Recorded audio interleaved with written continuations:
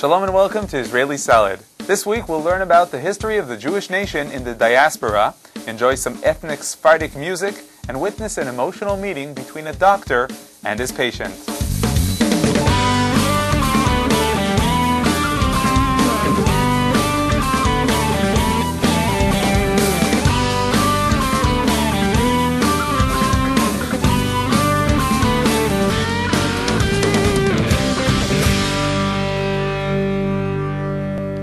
First of all, I have a request. In order to reach as many people as possible and give them a taste of life here in Israel, we're asking for your help. If you're connected to any Jewish newsletter, newspaper, or even any local TV station, we could use your help in contacting the right people. So please contact us by email, yoni@israelnn.com. Okay, let's get this show on the road. Earlier this week, I visited a museum in Tel Aviv with exhibits that present the story of the Jewish people since the time of the nation's expulsion nearly 2,500 years ago.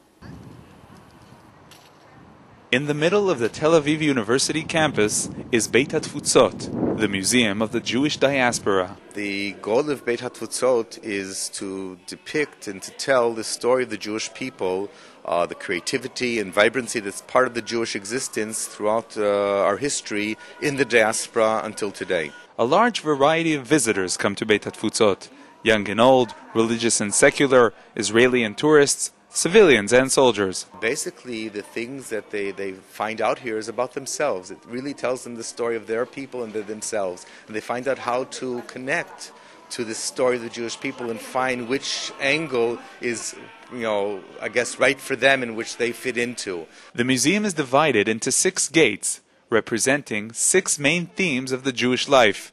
Through these themes, Beit HaTfutzot tries to explain how the Jewish people maintain their identity and their existence. The first gate being the gate of the family, which is basically the smallest unit where the Jewish existence takes place.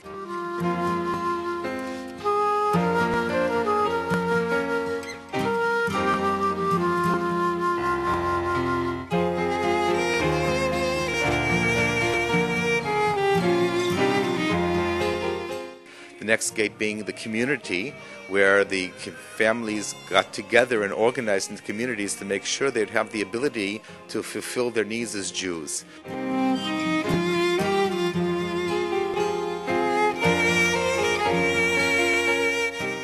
Afterwards, we have the gate of faith, which is the expression and the thing that has followed the Jews throughout all their existence, their faith in one God, the building of synagogues.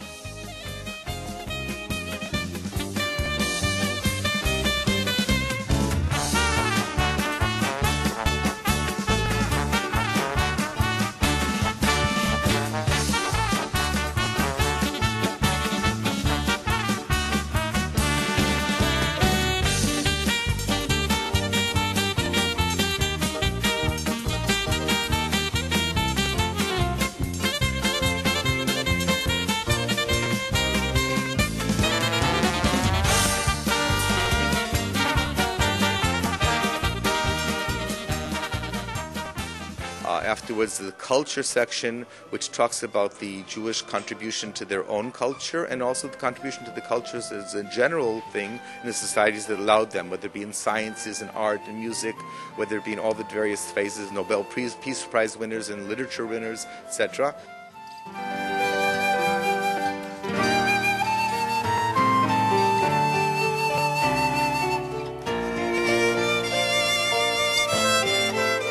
The next gate being the gate of Among the Nations, which depicts the existence and the experiences Jews had living in different communities and the things they got, the things they had to deal with, the good, the bad, and also the ugly sometimes.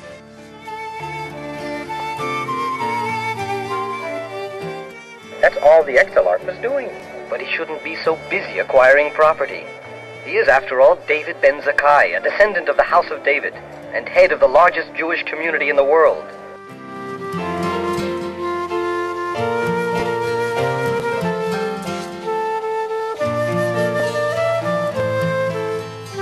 When you look around at the various synagogues from every community around the world, and they're gone. They're gone because we assimilated, or we were put through pogroms, we were destroyed, we were beaten, etc. But we still survived as a people, and we will survive as a people.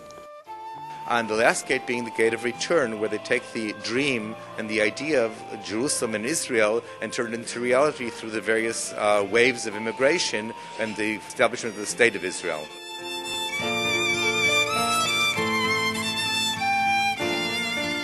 One of the highlights of Beit HaTfutzot is the Jewish Genealogy Center. Beit HaTfutzot created a large database of almost 2 million names of Jewish individuals organized into thousands of family trees. Jewish families all over the world send us their family trees. The research is done by themselves. We receive as a digital file and we add their family trees and are happy to do that to our database. Visitors to Beit HaTfutzot can use the database to learn about their family's origins. Sometimes it happens that people who come here and conduct a search in our database suddenly discover that they have family. So if you want to learn about the nation's history or specifically study about your own family's roots, Beit HaTfutzot is the place to visit.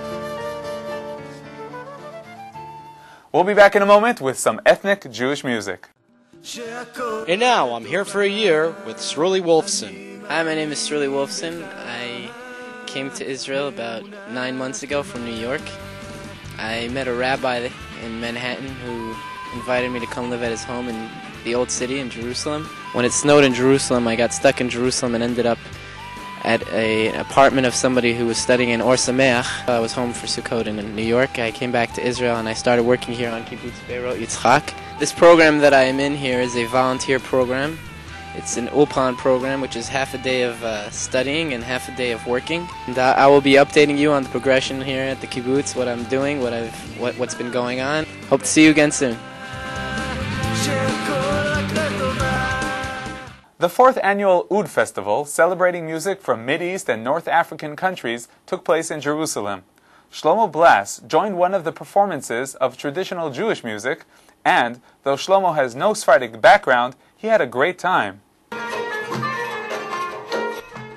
Among the events taking place in this year's Oud Festival in Jerusalem was a special musical performance of Piyutim, originating from the traditions of the Iraqi Jewry.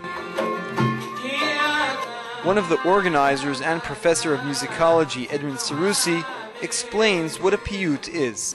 Technically, it's a sacred song. It's actually a liturgical song. These were poems that were intended to be additions to the regular Jewish liturgy. Eventually, particularly among the Jews from Spain and their offsprings in the Middle East and as far as Iraq and Persia, the Piyut took an independent life outside the liturgy.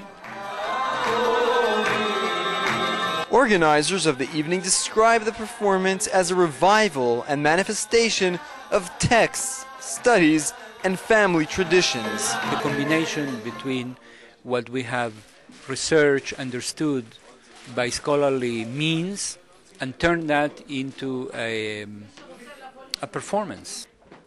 For me, it's a revival of an ancient tradition, the unique connection between music and the mystical tradition. This is one of the most important features of our family of Kabbalists. Yair Arel, a musician and the manager of the Dove Ensemble, speaks of the special features of the Eastern instruments. The Eastern classical instruments have the capability of producing microtones. In this music, of course, it's very, very critic that all these possibilities of microtones, the quarter tones, and even more than that, can be produced. And all the instruments that I spoke about, the kanun, the oud, and the ney, of course, are, and of course, the singing.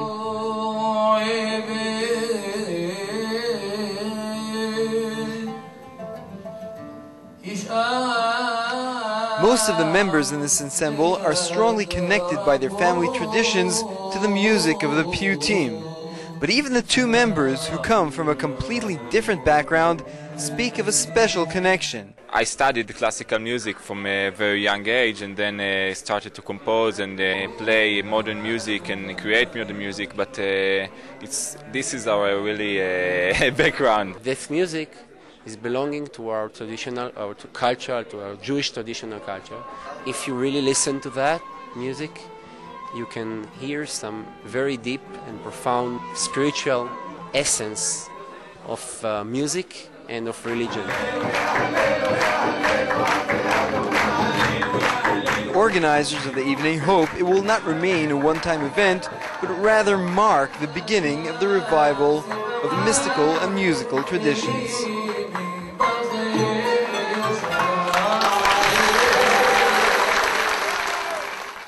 We'll be talking to Rabbi Samson about how Judaism relates to the concept of music, but first, Mark Kaplan brings us this story about a doctor and his patient.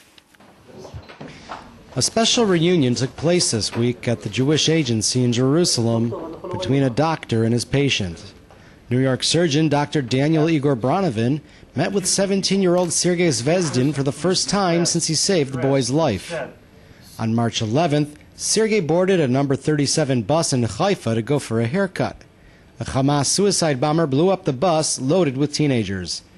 Sergei, who was wounded in the attack, had been shielded by a soldier who was one of the 15 Israelis killed in the attack. Sergei had been in constant pain since the attack, and his condition worsened. I felt I was always in pain. I had trouble with my health and couldn't feel human. I couldn't go to the beach, I couldn't go to the field to play soccer or basketball. I just couldn't do it. He had many pieces, the terrorists put pieces of metal. He had a rusted bolt inside that went through his face, inside his head. Dr. Bronovin met Sergei on a solidarity mission to Israel. His injury was such that the doctors in Israel were concerned that the surgery may cause more harm than good. Unfortunately, he had a lot of pains, a lot of headaches, and we discovered that because of some special equipment, some special expertise, we could do this operation in America safer, easier. So we were able to bring Sergei to America, remove the rusted bolt, and recover his function.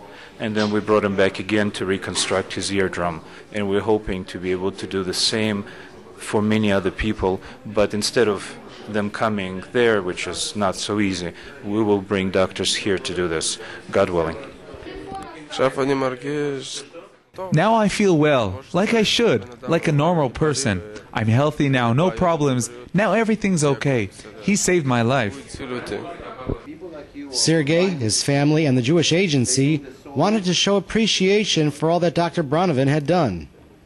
I want to thank you and give you a little present on behalf of the Jewish Agency to show everyone this is something of great appreciation. Dr. Bronovin was presented with a token of appreciation from the Jewish Agency, an honor he modestly returned to the people of Israel. But what can I say? Without people like you, and you, and him, and everyone here, and actually him in America. Sergei knows he owes his life to Dr. Bronovin, and he could only say this. I just want to tell him thank you. Thank you so much. For the rest of my life, I'll tell him thank you so much for what he's done. Not everyone can do something like this. Also, God helped me. He also saved me through all this. You are watching Israel National News TV. So now let's get back to the subject of music. On Israeli Salad, we try to bring you a variety of Jewish music. But what's the spiritual meaning of music? Rabbi Samson joins us now from his office in Jerusalem. Shalom, Rabbi Samson. So, what's the Jewish way to look at music? Shalom, Yoni. Shalom to all of our listeners and watchers around the world. You should know that music is an unbelievably potent concept. There was one occasion when the Vilna Gaon, Rabbi Eliyahu from Vilna, mentioned to one of his students that music has the potential to resuscitate the dead. and that if we knew the right way to sing, it would be unbelievably emotionally moving, to the extent that even it could resuscitate the dead. Now, I don't know if today the modern composers are able to do that, but we know that the Levites in the temple, we actually had a symphony orchestra that went together with all of the sacrificial offerings, and that it wasn't a quiet, mute, deaf temple, but it was a temple that included singing of the Levites. There's a difference of opinion whether the gist of the singing was the oral part of the singing or whether it were the different instruments that were used. But the idea of music, singing, and the instruments are an integral part of the Jewish worship of God. But how does it work? How can a Jew worship God through music? Without a doubt, what people are able to express emotionally through music and through good Jewish music, you're not able to get it through any other form. And the prayer is actually called Psuke de Zimra. I remember once Rabbi Cook chastising us in the yeshiva for just mumbling our morning prayers. And he said, morning prayers, they're called Psuke de Zimra, the verses of singing. They should be sung out of the heart, and they're not supposed to be mumbled through the lips. And it puts the morning prayers in a completely different perspective. The Hasidim have a tradition of singing nigunim, songs with no words. Where does this come from? There is a tradition amongst the Hasidim that when Moses went from Mount Sinai, he brought us not only the written Torah and the oral Torah, but he also brought us various nigunim and tunes.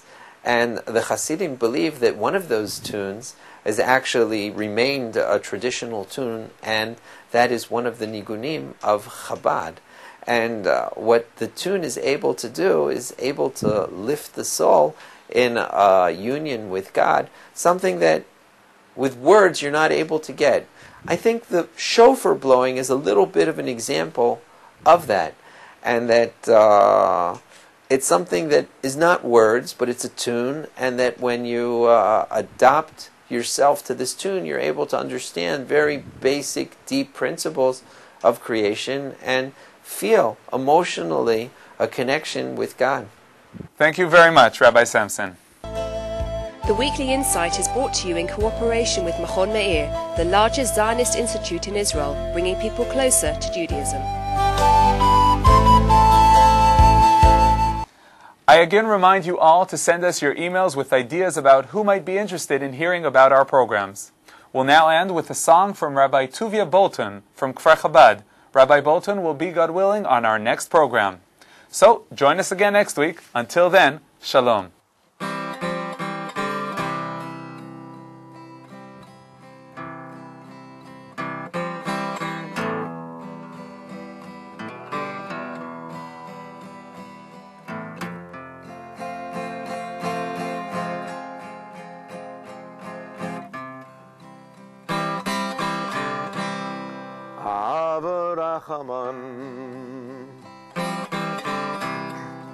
Rachem Navaleinu B'tein B'libeinu Bina Lehavin Avarachaman Yached Levaveinu V'al Tashlicheinu Abarachamim Mahem V'haveleinu Bracha v'shalom Bracha v'shalom Mahem V'haveleinu Bracha v'shalom Bracha v'shalom